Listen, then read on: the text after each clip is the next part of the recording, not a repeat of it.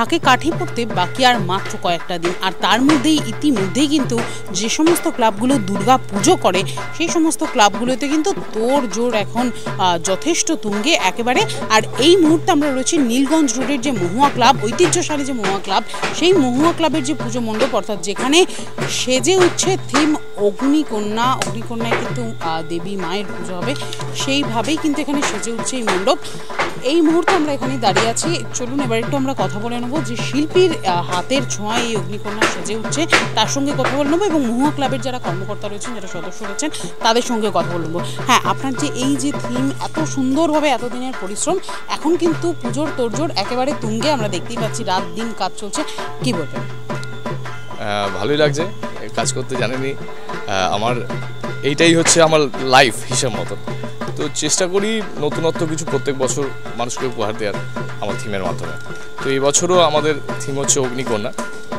তো চেষ্টা করছি, এখানে একটা 20 ফুটের মডেল তৈরি হচ্ছে, মা দুর্গার একটা মুখ তৈরি হচ্ছে 20 ফুটের, এবং ভেতরে আমরা দেখাচ্ছি দ্রৌপদীকে এবং মা সীতাকে।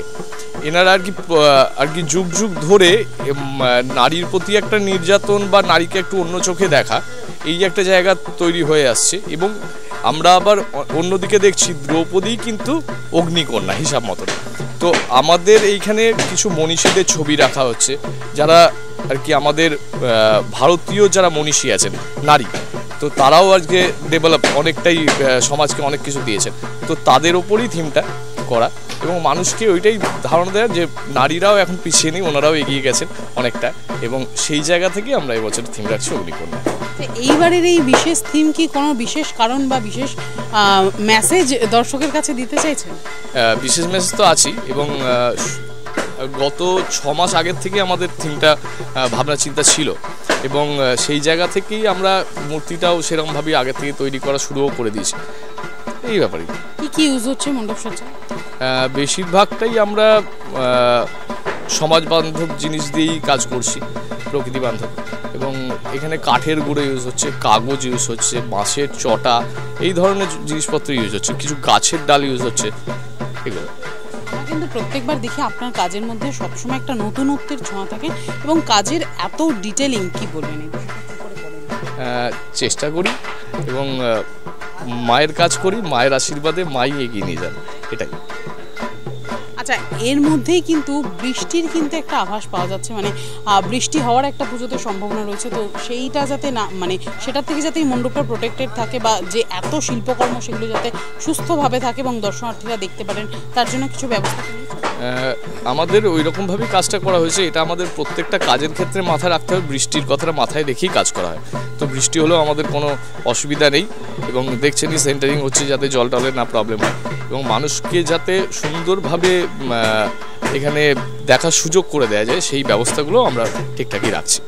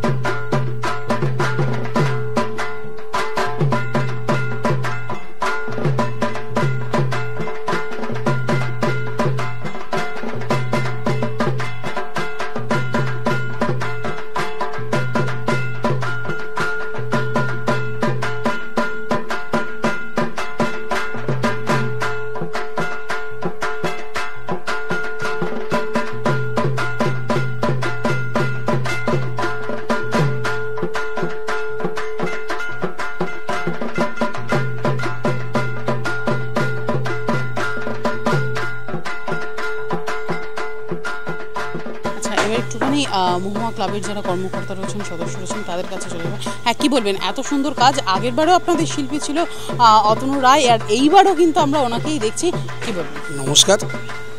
প্রত্যেক বছরই নীলগঞ্জ রোড মহুয়া ক্লাব কিছু নতুন ভাবনায় এগোয়, এবং দর্শনার্থীরাও আশা করে যে নীলগঞ্জ রোড মহুয়া দুর্গাপুজো দেখতে যাওয়া মানে একটা নতুন কিছু শিল্প আমরা পাবো।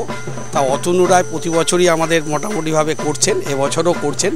এবারও আমরা 2024 আপনি পিছিয়ে যেতে চাইছি, 2022 2023 ওই অতনু রায়ই করেছে শিল্প, আমাদের মণ্ডপ সাজিয়ে তুলেছিলেন। এবছরও আমাদের থিম হচ্ছে অগ্নিকন্যা। এই নারী শক্তির ওপরে থিমের সম্পর্কে মোটামুটি আমাদের অতনু রায় আমাদের বলেছে। তবে একটা কথা বলতে চাই, যে সকল দর্শনার্থীরা আমাদের এই পুজো মণ্ডপে আসবেন, আপনারা যে আশা নিয়ে আসবেন, আশা করি আপনাদের সেই শিল্প আমরা তুলে ধরতে পারবো। আমরা আমাদের শিল্পীর যে ভাবনা তুলে ধরেছে এই অগ্নিকন্যার নারী শক্তির ওপরে। এবং খালি আমরা পুজো করি না, এছাড়াও আমরা একটা মেসেজ দিতে চাইছি যে নীলগঞ্জ রোড মহুয়া বেলঘড়িয়া অঞ্চলে প্রথম শববাহী যান আমরাই প্রথম শুরু করেছি। আজও আমরা দীর্ঘ 25 বছর যাবৎ আমরা এই শববাহী যান মানে আমরা চালাচ্ছি, গাড়ি চালাচ্ছি। এছাড়াও আমরা একটা খুব আনন্দের সঙ্গে জানাচ্ছি, খুব শীঘ্রই হয়তো দেওয়ালির পরেই আমরা আমাদের নতুন অ্যাম্বুলেন্স আমরা শুরু করব এবং মানুষের সেবায় নিয়োজিত করতে পারবো। এবং সকল দর্শনার্থীদের বলবো, আপনারা আসুন নীলগঞ্জ রোড মহুয়া পুজো মণ্ডপে, আপনারা আনন্দ উপভোগ করুন। এবং আশা করি এবছর 2024 সালেও আমরা আপনাদের আনন্দ দিতে পারবো। আচ্ছা, আমরা সবসময় কিন্তু দেখেছি মহুয়া ক্লাব মানেই সেখানে দর্শনার্থীদের একটা প্রচণ্ড রকম ভিড় থাকে, সেই চাপটা সামলানোর জন্য কি কোনো রকম ব্যবস্থা আপনারা নিচ্ছেন? সেই চাপটা প্রতি বছরই আমাদের হয়, যেটা এলাকার মানুষ থেকে শুরু করে দূর দূরান্তের মানুষরা আমাদের এই ক্লাবে পুজো দেখতে আসেন। ইতিমধ্যে আমাদের সাথে পুলিশ কমিশনারেটের কথা হয়েছেন, তারাও আইসি সাহেবেরও কথা হয়েছেন, তারা পুলিশ প্রোটেকশান আমাদের দিচ্ছেন। এছাড়াও আমাদের যেটা আমাদের নিজস্ব ক্লাব থেকে থাকছে সেটা হচ্ছে আমাদের প্রচুর পরিমাণে আমাদের পর্যাপ্ত পরিমাণে সিকিউরিটির ব্যবস্থা আমরা করেছি।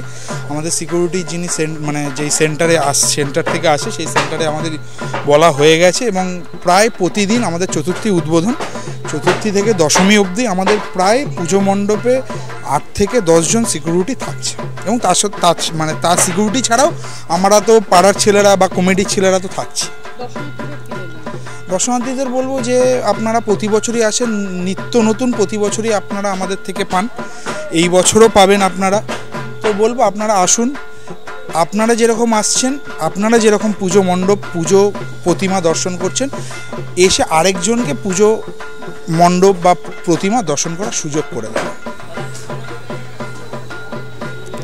যেভাবে এই মহুয়া ক্লাবের যে পুজো মণ্ডপ এবং প্রতিমা যেভাবে সেজে উঠছে, তাতে আশা করাই যায় যে দর্শনার্থীদের ভিড় কিন্তু প্রত্যেকবারের থেকে এইবারও অনেক অনেক বেশি বেড়ে যাবে। এবং শিল্পীর এত পরিশ্রম, এত দিন রাত এক করা সকলের পরিশ্রম, সেটা অনেক বেশি সফলতা পাবে, সাফল্য লাভ করবে এবং এই পুজো আরও সুন্দরভাবে হোক, সুন্দর থেকে সুন্দরতর হোক। দর্শনার্থীরা এখানে আসুন, দেখে যান, এই শুভেচ্ছা রেখেই আপাতত আমরা এখান থেকে বিদায় নিচ্ছি। ক্যামেরা শানুর সাথে তিতির মুখার্জি, নিউজ বাংলা।